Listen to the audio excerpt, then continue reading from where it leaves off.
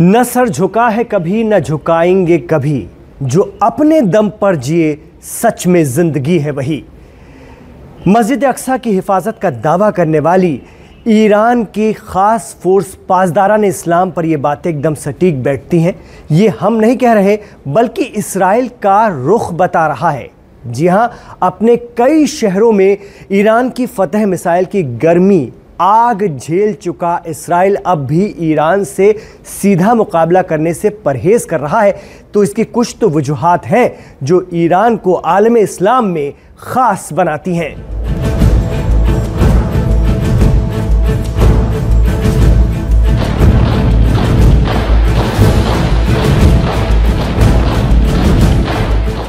यह है ईरान की सबसे एलीट फोर्स पासदारान इस्लाम, जिनके लिए ईरानी आवाम कहती है, सरफरोशी है ईमा तुम्हारा, जुर्रतों के परस्तार हो तुम, जो हिफाजत करें सरहदों की वो फलकबोस दीवार हो तुम। बीवियों माओं बहनों की नज़रें तुमको देखें तो यूं जगमगाएं, जैसे खामोशियों की जुबां से दे रही हो वो तुमको दुआएं। कौम के ए जरी पासबानों, चांद तारों के ए राजदानों, ए वतन के सजीले जवानों।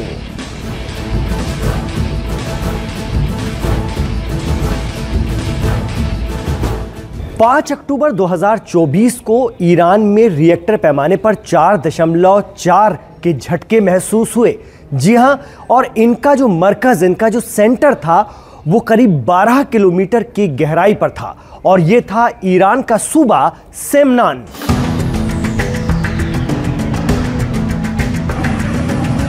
कहा जा रहा है कि इसराइल के जरिए किसी भी हमले के खतरे के मद्देनजर ईरान अपने न्यूक्लियर या परमाणु यानी जौहरी हथियार बनाने के प्रोग्राम पर तेजी से काम कर रहा है।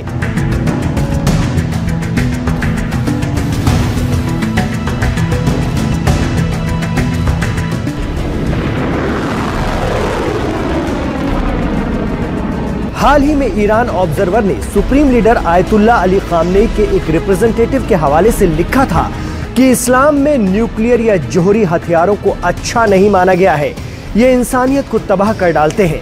लेकिन अगर दुश्मन की तरफ से मुसलमानों की आन और ईरानी आवाम की हिफाजत पर बात आई तो ईरान परमाणु हथियारों का इस्तेमाल करने में जरा भी नहीं हिचकेगा। इस दावे के बाद ये माना जा रहा है कि ईरान इस सिमत में बहुत तेजी से काम कर रहा है। यही वजह भी है कि इसराइल और अमेरिका घबराए हुए हैं। अमेरिका और यूएन की निगरानी कमेटी का भी मानना है कि ईरान के पास एक खुफिया न्यूक्लियर वेपन प्रोग्राम था जिसे उसने साल 2003 में रोक दिया था।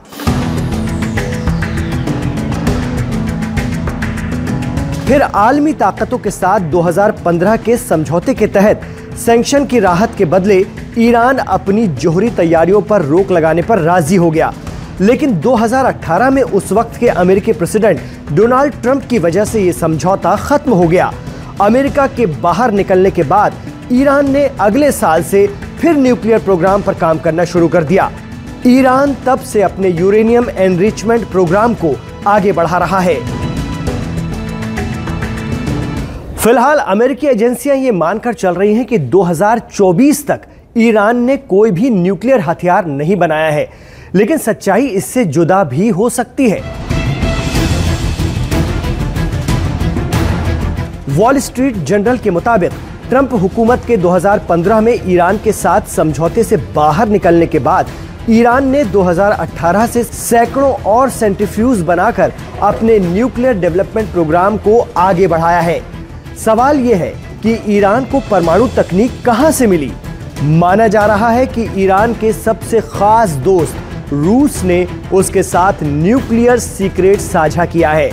रूस ने यह इसलिए किया क्योंकि ईरान ने उसे बैलिस्टिक मिसाइलें और शहीद जैसे ड्रोन दिए हैं यूक्रेन के खिलाफ। इसलिए रूस ने बदले में यह तकनीक ईरान को दी है। यही वजह है कि अमेरिका इसराइल को बार बार समझा रहा है कि इस्लामिक रिपब्लिक के न्यूक्लियर ठिकानों पर हमला करने की भूल भी ना करे, और अगर वो ऐसा करने जा रहा है तो अमेरिका उसके साथ नहीं है। जानकार तो ये भी मानते हैं कि ईरानी खुफिया एजेंसियों को इस बात की भनक है कि इसराइल उनके न्यूक्लियर प्रोग्राम को निशाना बना सकता है। यही वजह है कि ईरान परमाणु बम बनाने पर तेजी से काम कर रहा है और इसराइल ने यह हिमाकत की तो फिर ईरान का एक्शन किस हद तक जा सकता है, ये खामनेई के नुमाइंदे के इशारे से समझा जा सकता है। इतना ही नहीं, ईरान के समंदर पर पासदारान इस्लाम की नेवी बेहद खतरनाक हो जाती है। अगर इसराइल ने किसी भी बड़े हमले की कोशिश की तो इतना तो तय है कि आबनाए हुर्मुज या स्ट्रेट ऑफ हुर्मुज, जो कि ईरान का समंदरी इलाका है, जो दुनिया का अहम समंदरी इलाका है तेल के जहाज़ों के लिए, वहां से अमेरिका, यूरोपीय मुल्कों और इसराइल के जहाज पार नहीं हो पाएंगे।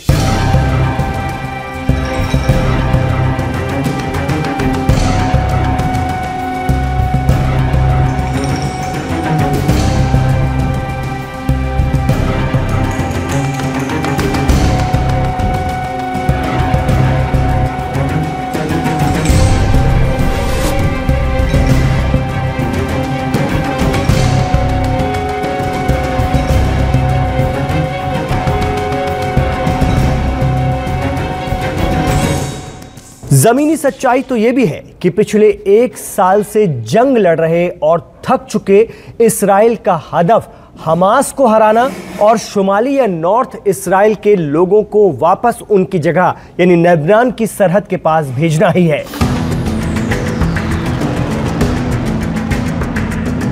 इसराइल नहीं चाहेगा कि वो उसकी जगह खुद से 2000 किलोमीटर दूर ईरान के साथ एक सीधी जंग में कूद जाए। इजरायली सुरक्षा कैबिनेट, IDF, अमेरिका और मगरबी मुल्क फिक्रमंद हैं कि अगर इसराइल ईरान की परमाणु फैसिलिटी पर हमला करता है तो ईरान के साथ एक बहुत बड़ी जंग शुरू हो जाएगी। एक्सपर्ट्स का मानना है कि इसराइल के लिए जरूरी है कि वो हमास और हिजबुल्लाह पर फोकस करे, जिनसे वो आज तक पार नहीं पा पाया है। इस बीच लेबनान से हिजबुल्लाह के जरिए जारी मिसाइलों और रॉकेटों के हमले से सेंट्रल इसराइल में सिर्फ और सिर्फ सायरन की आवाजें हैं। यह वीडियो खुद IDF यानी इसराइल डिफेंस फोर्सेस ने जारी किया है।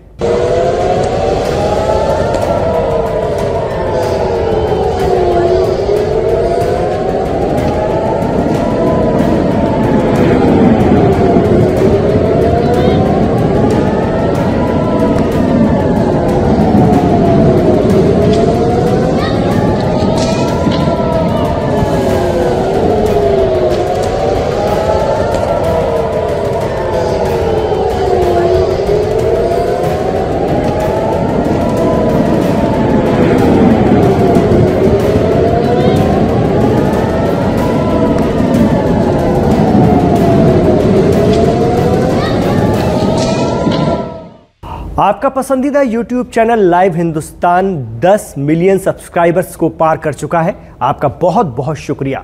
और आपका बेहद पसंदीदा शो दीन दुनिया भी कदम दर कदम आगे बढ़ रहा है, आपके यकीन की वजह से, आपकी हौसला अफजाई की वजह से। और हम आपके कमेंट्स पर बहुत ज़्यादा ध्यान देते हैं, क्योंकि आप मिडिल ईस्ट की किस तरह की खबरें देखना चाहते हैं, आप मशरिक़ वस्ता के बहरान से जुड़ा क्या कुछ देखना चाहते हैं। हम हर एंगल से सटीक जानकारी आप तक पहुंचाने की कोशिश करते रहते हैं। कमेंट्स करते रहिएगा और देखते रहिएगा लाइव हिंदुस्तान पर दीन दुनिया।